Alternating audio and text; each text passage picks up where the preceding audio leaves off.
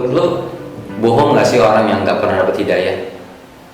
Bohong sih menurut gue. Oh, Bohong sih, bohong. Sebenarnya hati kecil kita yang paling dalam ini pengen gitu loh dekat sama Allah, pengen gitu loh bertakwa gitu loh, pengen loh kita itu menuhin kewajiban kita sama Allah gitu kan. Tapi logika kita lebih condong ke dunia, nggak capek tak bohongin.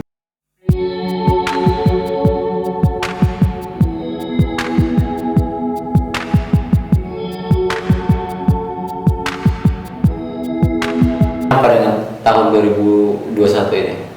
Itu bang, tahunnya harapan. Karena memang ya kita tahu lah ya, di tahun 2020 ini. Enggak, permasalahannya lu punya harapan emang? Nah, gua kan hopeless itu. Itu sih, karena memang ya kita tahu loh bang, di tahun 2020 kemarin kita benar-benar ngerasain lah di mana tahun kesedihan gitu loh. Ya. Dimana kita bisa ngerasain tahun yang benar-benar kita real life lah ya. Cuman 2 bulan bang, Januari ke Februari, Maret ke Desember. Oke. Kita udah begitu lama dengan corona ini ya. Pandemi. Belum pandemi, belum musibah, belum lagi bencana, Ya. belum lagi keadaan politik, belum lagi wah Indonesia habis dah pokoknya 2020. Enggak. Tapi katanya 2021 makin gila katanya, makin hancur kata ramalan katanya kalau yang percaya. Siapa? Ramalan siapa gitu loh? Nah itu dia, jangan percaya dengan yang sirik-sirik lah. Karena memang banyak loh bang yang berharap nih ya di tahun 2021 ini semua ya be better lah. Oke. Semua Oke. akan lebih membaik dari tahun-tahun yang Iya. 2020. Hampir seluruh manusia tahun 2019 di tanggal 1 Januari 2020 berharap yang sama seperti kita saat ini, pengen menjadi lebih baik, tapi mana buktinya?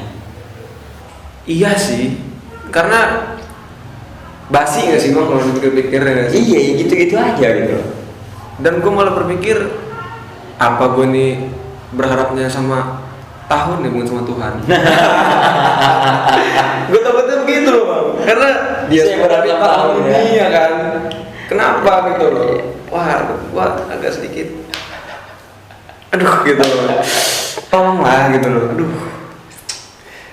Kenapa ya kita Pin ya? tahu. Kenapa ya?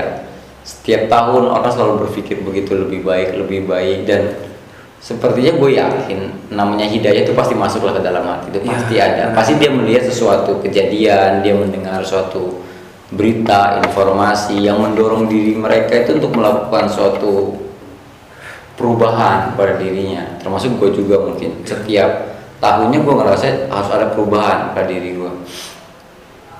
Tapi apa sih yang membuat orang-orang yang nggak berubah dari tahun ke tahun gitu aja? Mungkin kalau menurut gua sih bang ya, Ya. menurut gua mereka salah mengartikan arti kata sadar bang. Karena yang selama ini kita tahu gitu loh bang, sadar nih, lu udah sadar sekarang ya gitu loh, kayak udah insaf gitu loh. Ternyata di balik kata sadar itu bukan hanya ketika lo tobat gitu loh, tapi di mana ya kita bisa kita bisa mempertahankan dari kata kesadaran yang penuh gitu loh. Oke. Sadar kan bukan dalam artian lo tobat gitu loh, tapi lo sadar Sadar dengan tuh apa? keadaan. Sadar. Sadar tuh di Orang mana? mabok nih. Nah, Sadar. Lu sadar nggak? Sadar gua. Ini orang mabok. Ditanya, lu sadar nggak sih? Sadar. tapi kalau dia ngomong itu dia fix mabok bang. Oh gitu. Iya, karena Jadi orang yang menyatain gue dalam kondisi sadar nih, lagi mabok berarti. karena gini bang, bener. Karena kalau orang mabok nggak mungkin dia bisa ngomong, enggak gua enggak mabok gua ngomong enggak gitu pasti bang. Iya. Sadar pasti gitu. Tapi dia tuh mabok gitu loh bang. Banyak nggak sih sekarang di muka bumi itu orang yang kayak gitu? Wah banyak bang. Dia sadar tapi dalam keadaan mabuk gitu. Nah, banyak. Lu pernah nggak sholat Mm-hmm. ya kan? Terus lupa rakaat.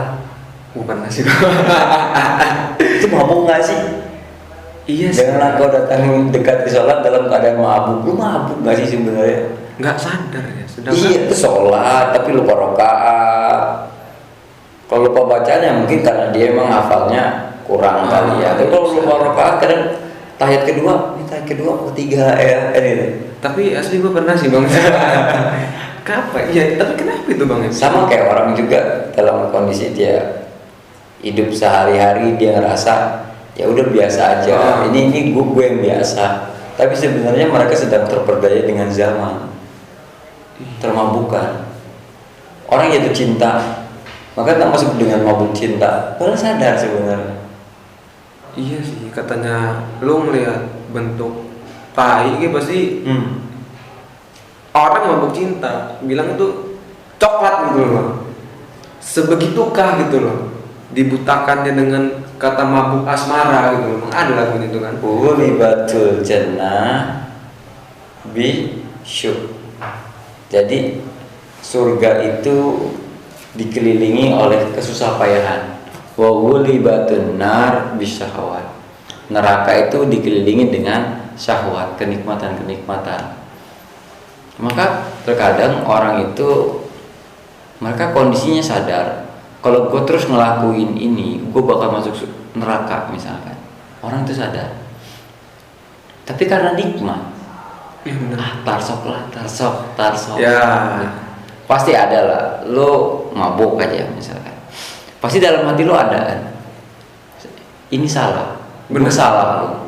Ini orang tua gue nggak suka, di dalam agama gue ini nggak benar. Pasti dalam hati itu ada. Tapi apa yang membuat lo terus maksa itu? Nggak capek dah? ya karena nikmat sih Bang. Iya sih, iya bener sih. Karena gue nggak dapetin itu Jadi, di hal lain. Gitu. Menurut lo bohong nggak sih orang yang nggak pernah dapet hidayah? Bohong sih menurut gue. Bohong sih, bohong. Mereka bohong sama siapa sih? Ya terlepas mereka bohong terhadap dirinya sendiri sih Bang menurut gue. Mereka bohong kepada Allah. Bohong kepada Allah. Bukan, iya, tapi kan gini loh. Bohong kepada Allah, tapi kan Allah kan Maha mengetahui sih Bang. Maha melihat, Maha mengetahui gitu kan. Menurut lo bisa nggak Allah yang maha melihat, Allah yang maha mengetahui, bahkan Allah alim bizati sudur, Allah tahu isi hati dalam manusia itu tahu. Tapi ada nggak sih orang-orang yang berupaya untuk bohongin Allah? Ada sih. Ada. Contohnya gimana? Ya tadi orang yang setiap hari dia melihat satu keindahan ciptaan Allah, dia melihat tanda-tanda kekuasaan Allah, dan ketika dia ingin melakukan suatu maksiat pun Allah gerakkan hatinya untuk bertobat kepada Allah Subhanahu wa Ta'ala, tapi dia menutupi itu seakan-akan dia nggak pernah mendapatkan hidayah itu.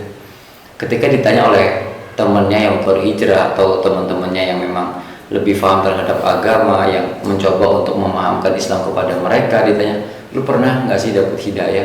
Nggak pernah gue dapat hidayah. Sering orang, kalau gue dengar orang dapat hidayah itu sampai di tahap kayak menjelang kematian, udah pernah koma, pernah sakaratul maut, ngerasain itu, habis itu dia diberikan kesempatan kedua untuk hidup, akhirnya dia bertobat. Dan gue kan nggak pernah dapetin itu. Ini kan orang-orang yang nipu kalau Allah itu nggak pernah memberikan mereka hidayah, padahal Allah itu Ar-Rahman Ar-Rahim, Maha Pengasih lagi Maha Penyayang. pasti Allah kasih hidayah itu terus. Allah yad'u ila darussalam, Allah itu berdakwah, Allah itu menyeru manusia kepada darussalam, kepada surga. Allah menyeru seluruh manusia. Jahat dong Allah kalau Allah nggak menyeru manusia untuk masuk ke dalam surga. Selalu Allah seru, namun respon hatinya.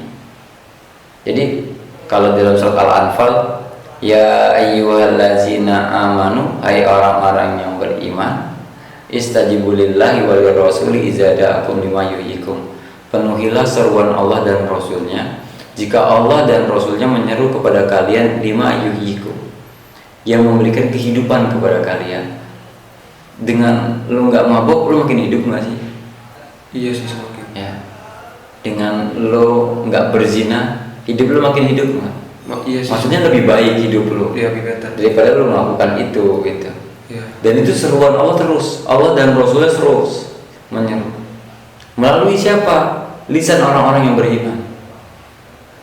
Bisa lewat video kayak begini. Kita dengar, tahu-tahu kita lagi cari rewind Indonesia, terus ngelihat video kita apa sih ini, Iya. kan gitu ya.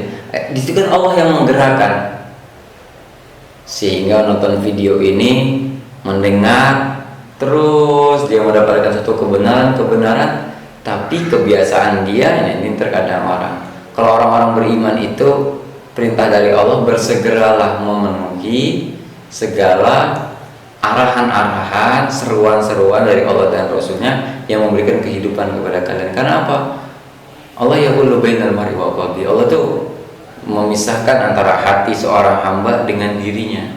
Maka Rasulullah SAW sering berdoa, ya muqallibal qulub qalbi ala dinik. Wahai Allah yang maha membolak-balikan hati. Jadi Allah yang maha membolak-balikan hati itu. Jangan pikir dengan kita yang saat ini sudah beriman, sudah berilmu, misalkan, akhirnya kita sombong, ngerasa, oh gue udah berilmu loh, gue masuk surga loh. Hati-hati. Itu tipis sih bang. Tipis. Jadi ini bukan cuma ngingetin orang-orang di luar sana, gue ngingetin diri gue sendiri. Orang yang alim itu adalah orang-orang yang semakin takut kepada Allah Subhanahu wa Ta'ala. Kenapa sih kok orang-orang itu dapat respon, dapat arahan dari Allah, tapi nggak menambah rasa takut kepada Allah? Karena satu permasalahannya, dia belum berilmu, belum kenal dengan Allah.